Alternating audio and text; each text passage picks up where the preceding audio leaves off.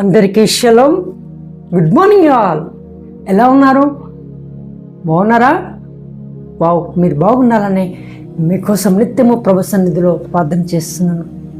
ఈ ఉదయం సమాధానకరమైన ఆశీర్వాదపు వాక్యం మన పరిశుద్ధ గ్రంథంలో నుంచి రాజులకు రాసిన మొదటి గ్రంథం 8వ అధ్యాయము 56వ లేఖనం. చూడండి బిడ్డారా. ఎట్లనగా తాను చేసిన వాగ్దానం అంతటి బట్టి ఇశ్రాయేలీయులకు తన జనులకు నెమ్మది దయచేసిన యెహోవాకు స్తోత్రము కలిగి ఉండును. కాగా తన దాసుడైన మోషే ద్వారా ఆయన చేసిన శుభ వాగ్దానములు ఒక్క మాట పోయినది కాదు.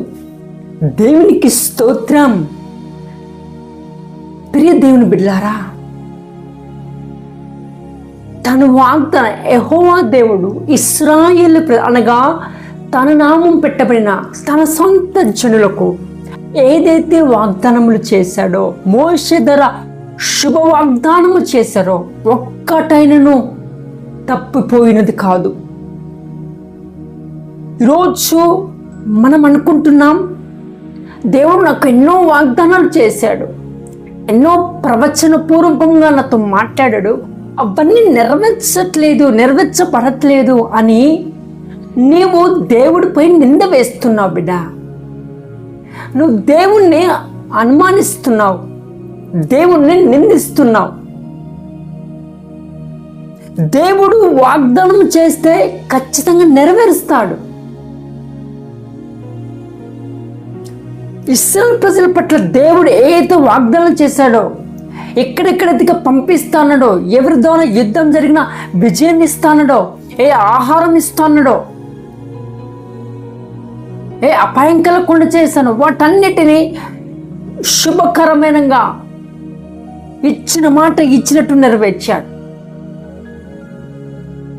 ఈరోజు మన జీవితంలో కూడా దేవుడు వాగ్దానాలు చేశాడు, అది నెరవేర్చబడట్లేదంటే ఆ నెరవేర్పులోనికి నువ్వు రాకుండా మనం ఏం చేస్తున్నామని తెలుసా?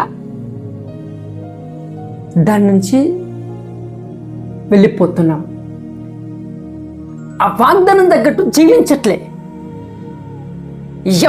చూడండి దేవుని బిడ్డలారా, ఏ మనిషి అయినా పలానా వస్తువు ఇస్తానంటే ఒక పని చెప్తారు, కష్టం ఉంటుంది. ఆ కష్టం నువ్వు చేస్తేనే కదా దాని ప్రతిఫలం.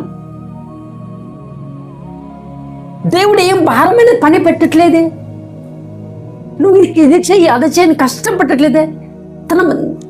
నీ హృదయంలో దేవుడికి స్థానం ఇమ్మంటున్నాడు. అది ఇవ్వకుండా నా దేవుడు ఎన్నో చేశాడు, నాకు వాగ్దానాలు ఎన్నో ప్రమాణాలు చేశాడు, వీళ్ళ మాట్లాడి అవేమి నెరవేర్చబడట్లేదంటే అది తప్పు దేవుడు బిడ్డలారా, చాలా రాంగ్.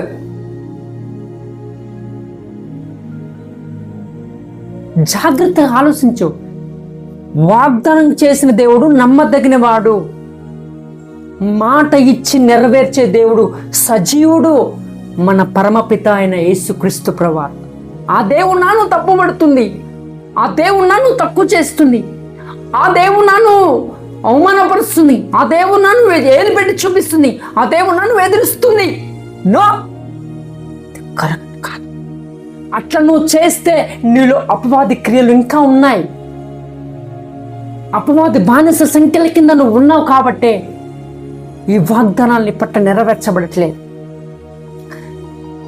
వాగ్దానం నెరవేర్చబడాలని నువ్వు జీవిస్తున్నావా? వాగ్దానాల కోసమే నువ్వు బ్రతుకుతున్నావా? ఏం దేవుడి కోసం బ్రతకలేకపోతున్నావు? ఎందుకు? జీవం ఇచ్చినాడు, ఆహారం ఇచ్చినాడు, తింటకు ఆహారం, ఉంటకు నివాసం, పీల్చు గాలి.